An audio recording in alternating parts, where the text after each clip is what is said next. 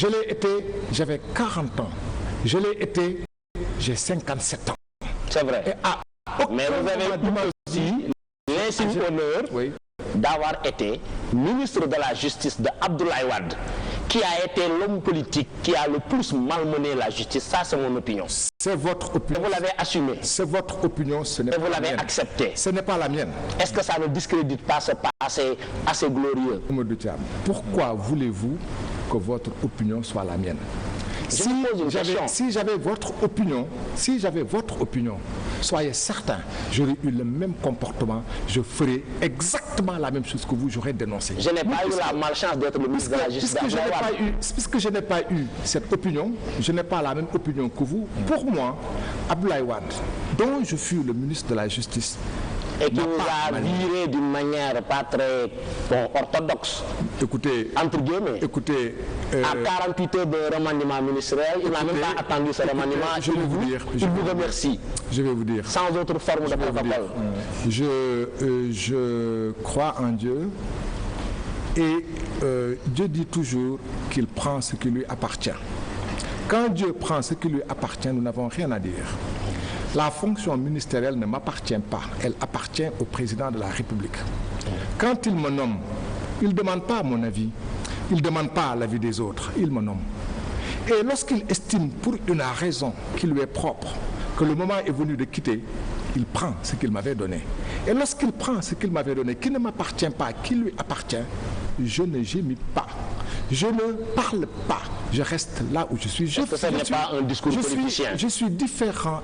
Non, parce que 2 fois de suite, Abdoulaye Wade m'a confié des fonctions ministérielles. Il a fait de moi son ministre porte-parole pendant 4 ans. Il a mis fin à mes fonctions. Lorsqu'il a mis fin à mes fonctions, personne ne m'a entendu. Il a eu à faire de moi un ministre d'État, garde des Sceaux, ministre de la Justice. Quand il a mis fin à mes fonctions, contrairement à d'autres, personne ne m'a jamais entendu. Lorsque chez moi, à Thiaroye où je suis né, Talidja Le Pitch, les jeunes ont tenté d'occuper la rue. Je suis allé sur place. J'ai un de mes jeunes frères qui est Baïfal. Je lui ai dit, dis à tes amis Baïfal de venir. Je vais leur payer le thé. Ils n'ont qu'à taper le tam-tam jusqu'au petit matin.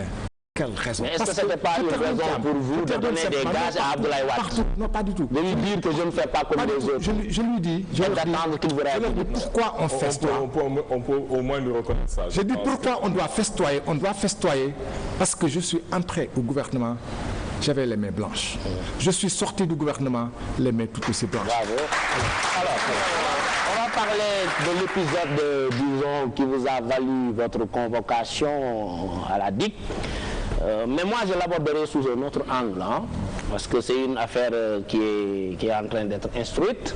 Je l'aborderai juste sous un angle. J'ai un problème. Un problème qui repose quand même sur, disons, une conviction. Ma conviction, c'est que la liberté d'expression, elle est fondamentale. Elle est fondamentale pour toute démocratie qui se veut majeure. Et je l'aborderai sous l'angle suivant. Ce qui me gêne, c'est que Maître Amadou Sall défend avec plus de vigueur Karim Wade que Karim Wade lui-même. C'est ça qui me gêne. C'est-à-dire que Karim Wade, il est majeur. Il est vacciné. Son père avait jugé qu'il faisait partie des Sénégalais les plus compétents. Son père avait dit à la face des Sénégalais, je dirai à ta mère que tu as bien travaillé. Il n'en a pas dit autant pour les autres membres du Parti démocratique sénégalais. Eh bien, qu'est-ce qui empêche ce jeune homme compétent, ce boss comme on l'appelait, maintenant on va l'appeler jeune homme, compétent, adulé, mais de se défendre lui-même?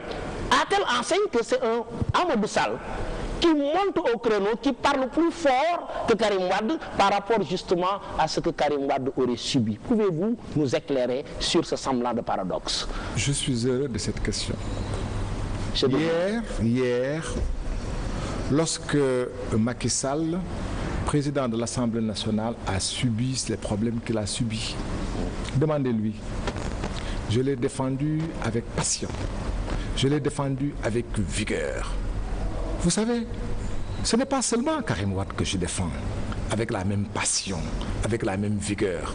Vous m'avez vu défendre Omar Sarr, vous m'avez vu défendre Samuel Sarr, vous m'avez vu défendre Madi Kenya, mais vous m'avez vu défendre Abdoulaye Wade. Vous m'avez tout aussi vu défendre Macky Sall. Mais vous savez que c'est quoi mon métier? J'ai dit, je suis un passionné de la liberté. Je suis un passionné des droits de l'homme. Je suis un avocat. Et je suis un avocat depuis 30 ans. Si un avocat ne peut pas se passionner parce qu'il défend, j'allais dire, ses clients, il cesse d'être avocat. Mais là, vous ne le faites pas seulement en tant qu'avocat, vous le faites en tant que politique, en tant que militant. Moi, c'est cet aspect. Dès lors que je suis militant, tous les membres de mon parti, quels qu'ils soient, qui font l'objet d'attaques que je trouve injustifiées, méritent une défense acharnée. Que c'est beau. La vérité seule, la vérité, les droits, la liberté méritent qu'on se batte. Mais c'est beau. Acharnement. C'est très beau. Avec passion. C'est très beau. En dernière analyse, la liberté. C'est très beau. Mais ceux pour qui, pour terminer, je disais tout à l'heure sous forme de boutade, ceux pour qui vous vous battez, ceux que vous défendez, je disais que c'est très beau. Mais ce serait d'autant plus beau si ceux que vous défendez aussi prenaient la même peine que vous pour se défendre, pour qu'on les entende. Moi, c'est ça mon problème. C'est moins le fait que Amadou Sall ne défend pas un militant, un camarade, un frère, mais que j'ai l'impression que Karim Wade se défausse sur Amadou Sall, Karim Wade se défausse sur les autres. Il est l'un des hommes politiques les moins audibles sur ces questions-là. C'est ça qui me pose problème, mais je respecte votre possibilité et votre droit de le défendre. J'ai juste un problème, un seul. Vous ne citez que Karim Wade, vous oubliez Madické Niang, vous oubliez Samuel Sarr, vous oubliez Oumar Sarr, parce qu'ils sont tous ensemble. Tout à fait. Et la presse ne parle que de Karim Wade. Non, c'est les propos qui vous ont valu d'être convoqués. Vous savez, ces propos, vous les avez tenus, non, je précise, les propos qui vous ont valu d'être convoqués, vous les avez tenus en parlant de Karim Wade. Vous les avez tenus suite à la convocation que vous qualifiez d'intempestive de M. Karim Wade. Je ne veux pas les rappeler pour ne pas tomber sous le coup d'une interpellation de la DIC, mais vous citiez vous-même Karim Wade. Je vais vous dire, on n'a peut-être pas les mêmes personnalités. On n'a pas toujours les mêmes façons de faire. Je suis différent de vous. Je ne défends pas et je ne parle pas comme vous. Je ne réagis pas comme vous. Avec tout le respect, l'affection et même l'admiration que je peux avoir pour vous, je suis différent. Heureusement. Alors, je me juge, je vous apprécie en fonction de ce que vous faites, de ce que vous êtes, mais pas de la façon dont vous le dites. Encore que je me battrai pour que vous le dites comme vous le vouliez. Je suis différent de Karim Wade. Je suis différent de Oumar Sarr. Nous n'avons pas la même façon de réagir. Mais moi, ça, c'est ma façon de réagir. Oh, ça aurait été vous. Croyez-moi, je réagirai de la même façon. Et je ne laisserai pas une once d'agression contre votre liberté. Et je me battrai pour qu'il en reste toujours ainsi. C'est tout. Très bien. La seule différence, si c'était moi, j'aurais élevé, si vous m'aviez défendu moi, je ne vous laisserai pas être plus digne que moi, j'aurais à votre suite élevé ma voix plus haut que la vôtre, en fait, et j'aurais fait plus que vous avez fait, parce que j'aurais compris que vous l'avez fait pour moi. C'est ça la différence, c'est ce qu'on n'a pas vu chez M. Karim Wade. Je termine juste sur ça pour lui dire ceci. Si vous étiez à la place de Karim Wade, vous n'auriez pas eu l'opportunité de parler. Parce que moi, lorsque je parlais, pendant 15 heures, il était enfermé dans une salle, gardé et harcelé. Il n'avait pas l'occasion de parler. Mais moi, qui étais libre, qui avait cette occasion, j'ai parlé et j'ai parlé pour lui. Heureux qui, comme Karim Wade, a un salle pour le défendre alors. C'est vrai qu'on n'entend pas beaucoup. Hein. Même quand il était ministre, on l'entendait pas beaucoup. Mamoudou, si ton cas. Très bien. Vous posez, je pense, des problèmes réels et d'une importance capitale. La première, je pense, c'est celle de la liberté, qui est garantie par notre Constitution et qui doit être effective pour tout le monde, de pouvoir dire le fond de sa pensée sans pouvoir être inquiété. Obama disait que chez moi, on me traite de tous les noms, mais je me battrai pour que ceux qui le font, qu'ils aient toujours la liberté de le faire. Et à mon humble avis, l'État du Sénégal, aujourd'hui dirigé par Macky Sall, n'est pas honoré de convoquer quelqu'un parce qu'il a tenu des propos que je juge, c'est des propos de fillette de 15 ans à mon avis. Je me rappelle quand on était plus jeune, dans les TSNT des fillettes, il y avait Daf ma tam dem.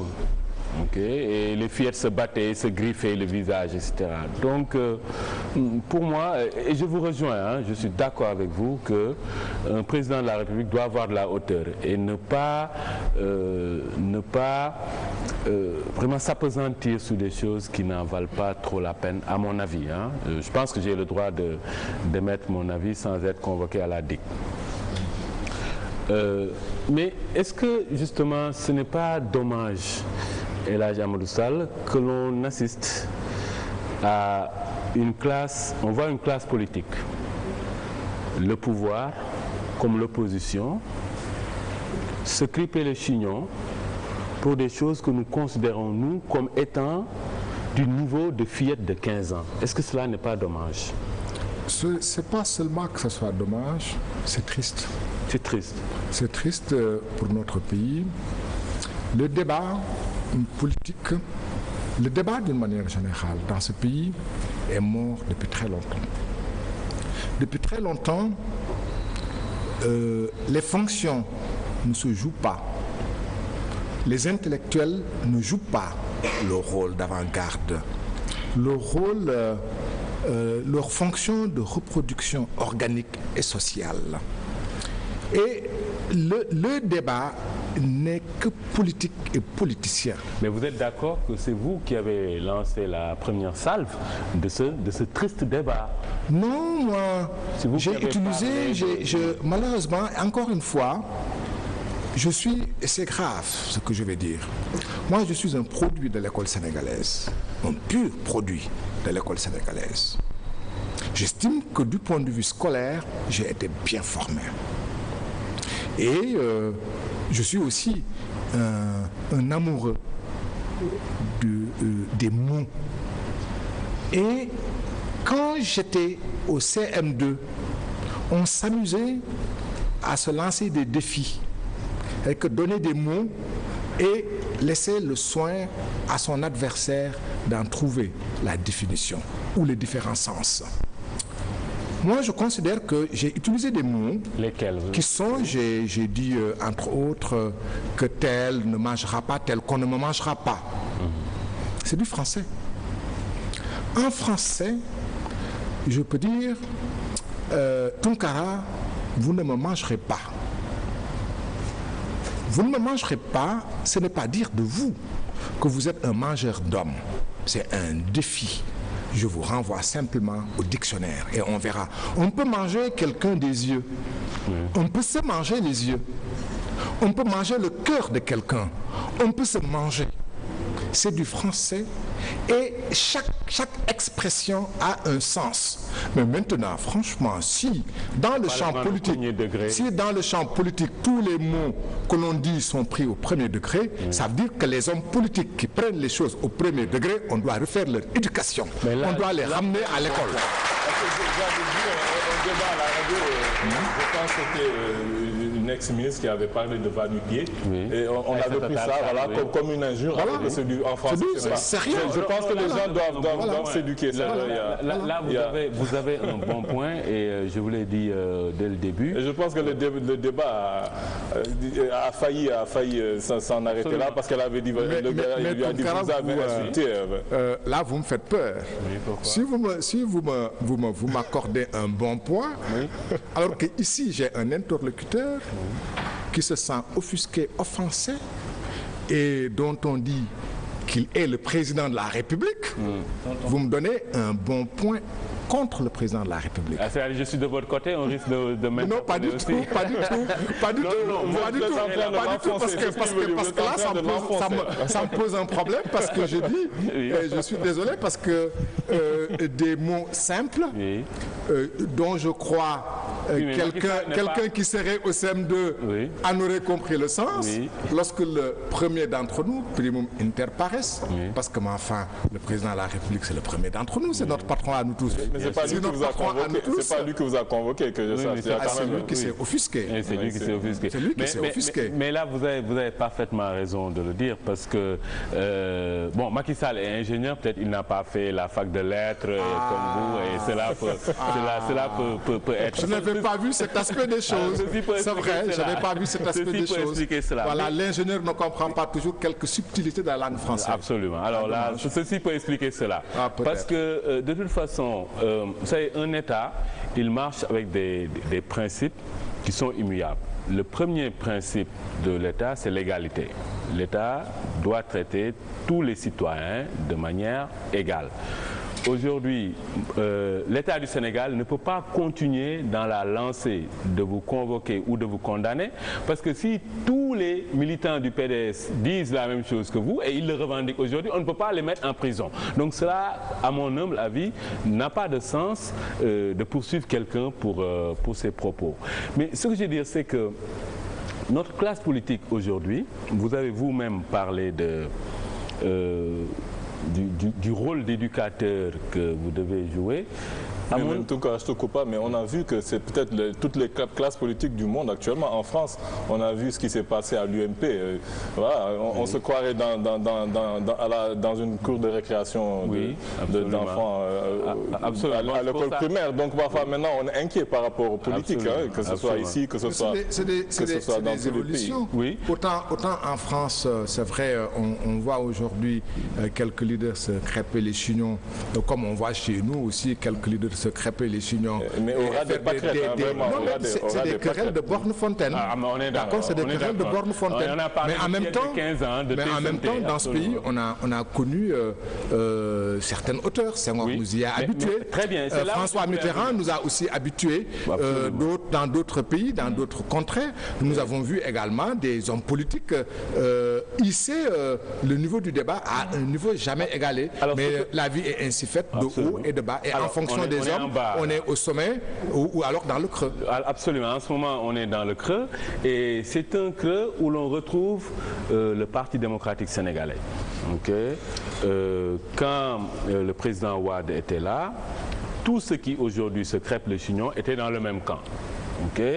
Et le président Wade nous avait habitués à nommer des ministres qui s'exprimaient très mal, qui avaient une tenue publique extrêmement basse et qui vraiment ne nous faisaient plus rêver. Et aujourd'hui, quand on voit la classe politique sénégalaise, opposition comme pouvoir, ceux qui sont au pouvoir disent que ceux qui étaient au pouvoir, ce sont des voleurs, on les poursuit.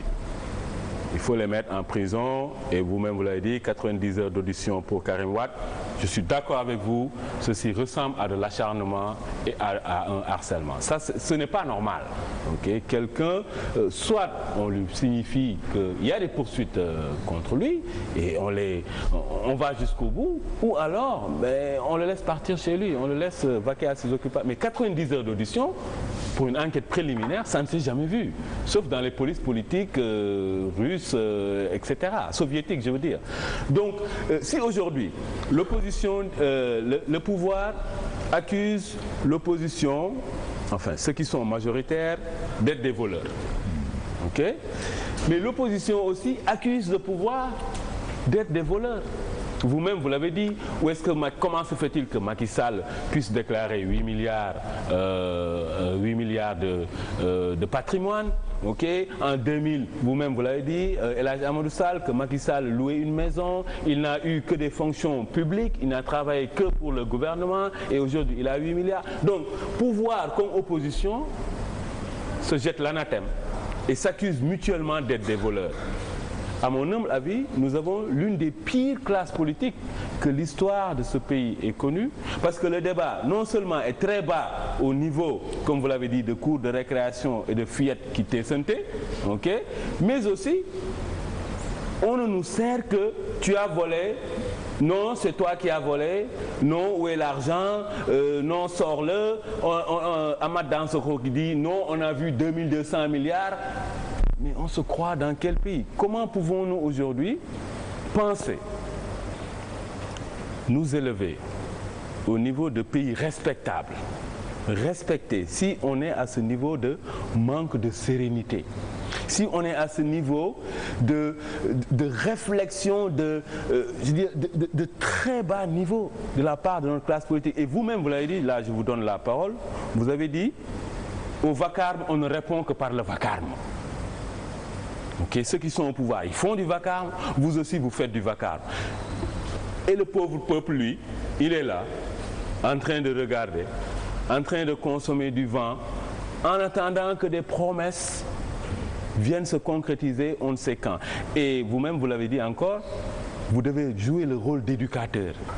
Mais El Hadji Amadou Sall, vous ne le faites pas. Est-ce qu'aujourd'hui, il n'y a pas une nécessité de renvoyer toute la classe politique sénégalaise? Ok.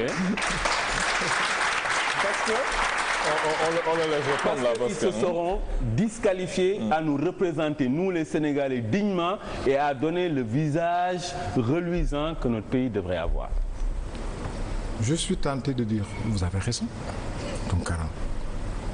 Si ça doit continuer comme ça, il serait juste de renvoyer tout le monde en classe,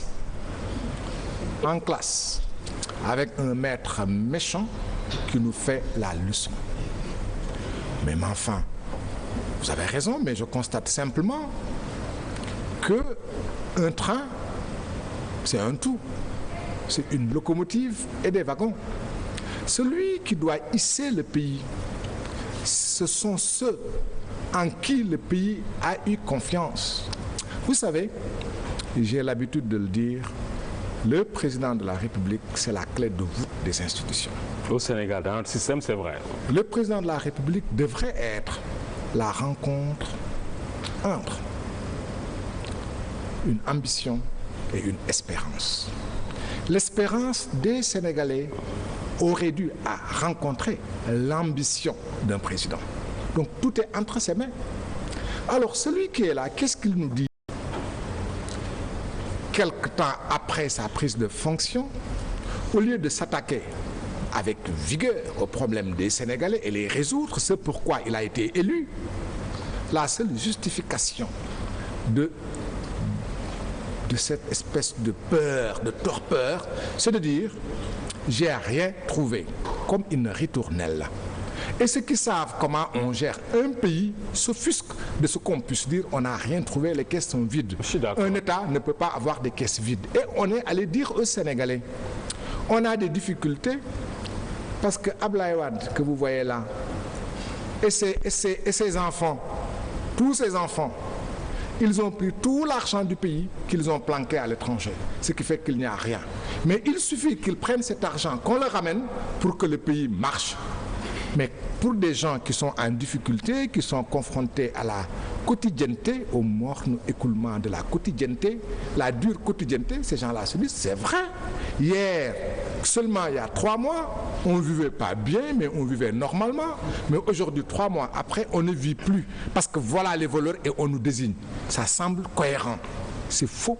Ça ne marche pas ainsi, c'est pas vrai. C'est la politique politicienne. Alors, aujourd'hui, vous, El Hadji Amadou Sall,